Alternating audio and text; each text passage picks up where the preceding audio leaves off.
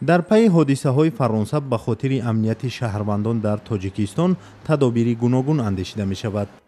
парлумони тоҷикистон қонун дар бораи мубориза бо терроризмро бо тағйиротҳои нав баррасӣ мекунад ва кормандони мақомоти интизомӣ назорат дар ҷойҳои ҷамъиятиро бештар кардаанд.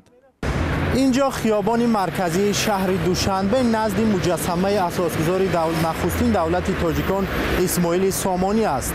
рӯзҳои ахир кормандони вазорати корҳои дохилӣ маҳз назди ҳамин муҷассама ҷамъ мешаванд ва ба хотири таъмини амният ва назорат дар шаҳри душанбе ба кӯчаҳо тақсим мешаванд. мақомоти корҳои дохилии тоҷикистон мегӯяд ҳеҷ нигаронии ҷиддие вуҷуд надорад ва тамоми талоши кормандони милиса ба хотири таъмини тартибот ва пешгирӣ аз ҷинояту ҷинояткорӣ равона шудааст.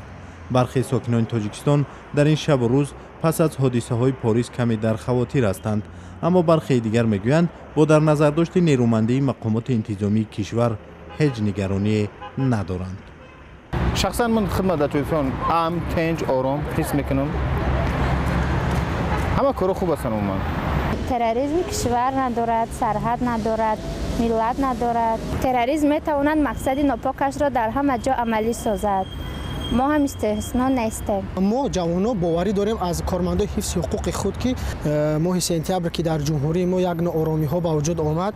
масалан назарзода абдуҳалим мирзо ки бо сардори вай мисол чунин як гурӯҳи экстремистӣ ба вуҷуд омад ва ин боз шаҳодат аз он медиҳад ки мо нисбати давлати худ ва баъдан коргарои ҳифзи ҳуқуқи худ ки бинед ки дар як муддати муайян торумор кардан ин гурӯҳро ва боз ба ҳолати пештарае ки ҷумҳурии мо қарор дошт ба он ҳолат оварда.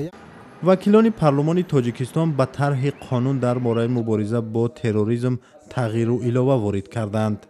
онҳо бар ин боваранд ки бо қабули ин қонун мубориза бо терроризм пурзуртар хоҳад шуд. қатъи ҳама гуна тамосот дар маҳалли амалиёт бо гурӯҳҳои террористӣ аз тағйири аслӣ дар ин қонун дониста мешавад. ҳамчунин дар фурӯши телефон ва симкортҳо ба хотири пешгирӣ аз ҷиноят дигаргуниҳо ҷорӣ хоҳад шуд. имрӯз ба мақомоти қонунгузор як вазифаи бисёр пурмасъуле ки бояд мо аз таҷрибаи мақомоти ҳифзи ҳуқуқ, таҷрибаҳои ташкилотҳои зидди террористӣ байналмилалӣ пурра истифода бурда ҳамин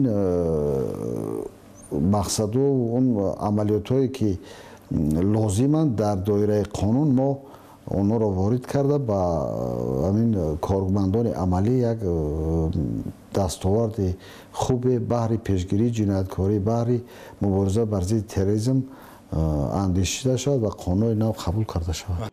таи 2 соли ахир гурӯҳҳои тундрав пайваста тариқи шабакаҳои иҷтимоӣ аз ҳамлаи худ ба Тоҷикистон паём медиҳанд. мақомдорони гуногуни Русия низ пайваста аз хатари гурӯҳҳои террористӣ дар марзи Тоҷикистон ҳушдор медиҳанд. аммо мақомоти Тоҷикистон мегӯянд авзо зери назорат буда онҳо қодиранд ба ҳама гуна гурӯҳҳои харобкор дар мубориза дастболо шаванд.